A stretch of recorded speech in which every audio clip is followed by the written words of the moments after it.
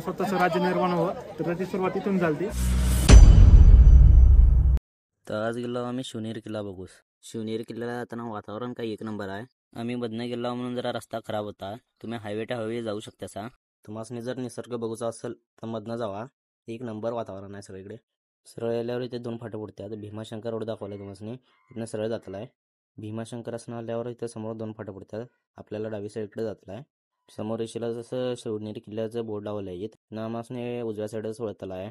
चिंचोली गावातनं सरळ गेला समोर एक तुम्हाला अनेक बोर्ड दिसतात शिवनेरी किल्ल्याचा. आता सगळीकडे बोर्ड लावले इथं. तिथनं सरळ आल्यावर आणि 2 फाटा फुटलं. रस्ता कळत नव्हता म्हणून मॅप टाकलो. नामासने जाऊ होतं डाव्या साईडास.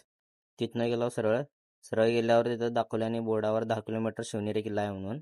रस्ता जरा कच्चा आहे इथे, सावकाश व्हा. आता एक दादा असले स्केटिंगवर प्रवास करत आहेत. एवढं वज्ज घेऊन स्केटिंग करायची म्हटल्यावर काय खायची गोष्ट नाही आहे. तिथनं आपण निघालो, शिवनेरी किल्ल्याच्या खाली पोचलो. खाली आल्यावर तुम्हाला पावती फाडूच लागते 20 रुपयाची गाडी पार्किंगची. गाडी पार्क केला आणि गड चढूच आम्ही चालू केला. ही वाट जरी बळणाची बळ येऊ दे हिमतीला, झुंजार होनी ललकार आसमानाला.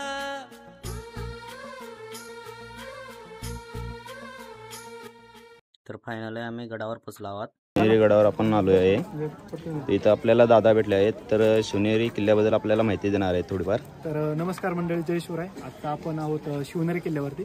शिवनेरी किल्ल्याचा नुकताच काही दिवसांपूर्वी युनेस्कोने वर्ल्ड हेरिटेज साईटचा दर्जा दिला. तर आता आपण खूप पवित्र ठिकाणी आहोत, कारण इथंच छत्रपती शिवाजी महाराजांचा जन्म झाला. ज्या जन्माने आपल्यावर जे काही जे 1760 सल्तनतीने ज्यांनी काही आपल्या आक्रमण केली किंवा आपल्यावर जे काही अन्याय केले तर त्यांना कुठेतरी थांबावं आणि एक आपलं स्वतःचं राज्य निर्माण व्हावं, तर त्याची सुरुवात इथून झाली. शिवनेरी किल्ल्यावर पाहायला गेलं तर खूप साऱ्या वास्तू आहेत. एकूण गडावर तसे पाहायला गेलं तर 8 दरवाजे आहेत. शिवाई देवीचं मंदिर आहे, शिवकंज आहे, कडेलोट आहे. त्यासोबतच शिवनेरीच्या परिसरामध्ये पण बरेचसे किल्ले आहेत. जवळपास 8 किल्ले, 5 धरणं आहेत. त्याच्यासोबतच अष्टविनायक आहेत 2. परत आपल्या ज्ञानेश्वर माऊलींच्या रड्याच्या तोंडून वेद बोलून घेतले त्याची समाधी आहे. परत संत तुकाराम महाराजांचे जे गुरु होते तर त्यांची पण समाधी आहे.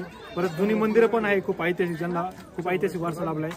तसेच इथून शिवनेरी किल्ल्यापासून साधारणतः एक 25 ते 30 किलोमीटर अंतरावर नाणेघाट पण आहे, जिथे आपल्या टोलची सिस्टीम सुरू झाली.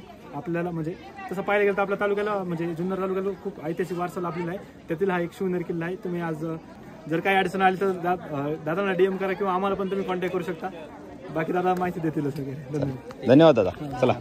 काय तर दादाने आम्हाला किल्ल्याबद्दल थोडीफार माहिती दिली आहे.